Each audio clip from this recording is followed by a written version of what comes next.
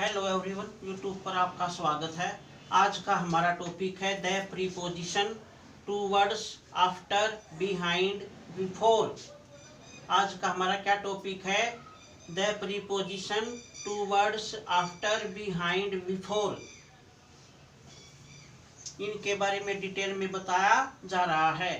Towards की तरफ, की ओर। टूवर्ड्स का मीनिंग है की तरफ या की ओर। He went towards the bank, वह बैंक की तरफ गया या वह बैंक की ओर गया। Next, he went towards the river, वह नदी की ओर गया। टूवर्ड्स का क्या मीनिंग है? की तरफ या की ओर। की तरफ जाए या की ओर जाए, तब आपने टूवर्ड्स प्रीपोजिशन का प्रयोग कर देना है। He went towards the bank, वह बैंक की तरफ गया या वह बैंक की ओर गया। He went towards the river, वह नदी की तरफ गया या नदी की ओर गया। जब किसी की तरफ जाए या किसी की ओर जाए, तब आपने टूवर्ड्स प्रीपोजिशन का प्रयोग कर देना है। He went towards the bank, वह बैंक की ओर गया। He went towards the river, वह नदी की तरफ गया। नेक्स्ट, आफ्टर, के बाद। आफ्टर का क्या मीनिंग है? के बाद। जब के बाद की बात आए, तब आपने आफ्टर प्रीपोजिशन का प्रयोग कर देना है। Monday comes after Sunday, Monday जो है संडे के बाद आता है। जुलाई कम्स आफ्टर जून, जुलाई का महीना जून के बाद आता है। यानी किसी के बाद की बात आए, तब आपने आफ्टर प्रीपोजिशन का प्रयोग कर देना है। मंडे कम्स आफ्टर संडे, यानी सोमवार रविवार के बाद आता है। जुलाई कम्स आफ्टर जून, जुलाई का महीना जून के महीने के बाद आता है। Next, after, past indefinite tense में आफ्टर का प्रयोग और का होता है। पास्ट इंडेफिनिट टेंस में आफ्टर का प्रयोग होता है। He came home after 9 AM, वह 9 बजे के बाद घर आया।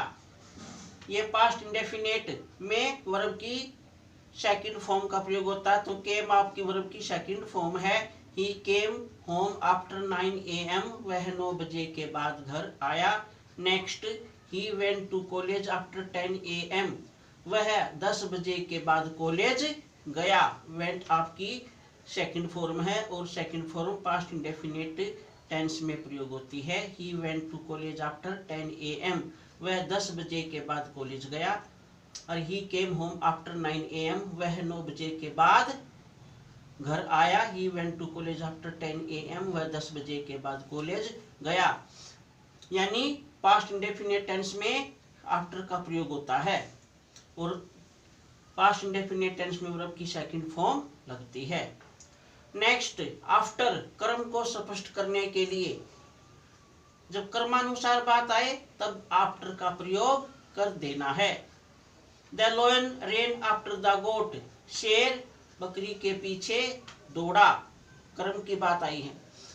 नेक्स्ट, ही रेन आफ्टर मोहन, वह मोहन के पीछे दौड़ा। जब कर्म की बात आए, कर्मानुसार बात आए, तब आपने आफ्टर का प्रयोग कर देना है। नेक्स्ट, बिहाइंड, बिहाइंड का मीनिंग क्या है? पीछे, पीछे की तरफ बात बताई जाएगी। और पीछे क्या है? दिखाई न देना। पीछे कोई वस्तु हो और वह दिखाई न दे, तब आपने बिहाइंड का प्रयोग कर देना है। लीला स्टूड बिहाइंड द वॉल, लीला दीवार के पीछे खड़ी थी।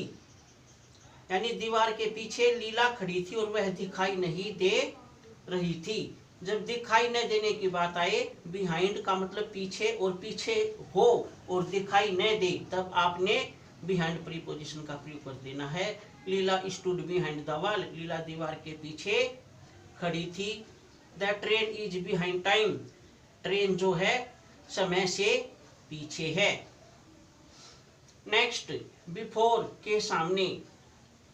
बिफोर का क्या मीनिंग है? के सामने। Ram is standing before me, Ram मेरे सामने खड़ा है। जब सामने की बात आए तब आपने बिफोर प्रीपोजिशन का प्रयोग कर देना है। Ram is standing before me, Ram मेरे सामने खड़ा है। He is standing before the wall, वह दीवार के सामने खड़ा है। यानी बिफोर प्रीपोजिशन का प्रयोग कब करना है? जब सामने की बात आए, किसी के सामने की बात आए, तब आपने बिफोर प्रीपोजिशन का प्रयोग कर देना है। Ram is standing before me, Ram मेरे सामने खड़ा है। He is standing before the wall, वह दीवार के सामने खड़ा है। बिफोर, नेक्स्ट बिफोर से पहले, यानी इस बिफोर के सामने और नेक्स्ट बिफोर से पहले। बिफोर का प्रयोग और कब होता है? से पहले। He came home before me, sentence देखिए इसका। ही केम होम बिफोर मी, वह मेरे से पहले घर आया। यानी वह मेरे से पहले घर आ गया है, मेरे से पहले घर आ गया था। तो उसमें ही केम होम बिफोर मी, वह मेरे से पहले घर आया। Next sentence, Sonu was born before Ramu, Sonu Ramu से पहले जन्मा था। यानी सोनू का जन्म रामू से पहले हो गया था। जब पहले की बात आए तब आपने बिफोर का प्रयोग कर देना है। के सामने की बात आई बिफोर में, तब आपने बिफोर का प्रयोग कर देना है। ही केम होम बिफोर मी, वह मेरे से पहले घर आया। Sonu was born before Ramu, Sonu Ramu से पहले जन्मा था। आज का टॉपिक यहीं पर समाप्त करते हैं। अगर वीडियो अच्छी लगी हो तो इसे लाइक करना, शेयर करना।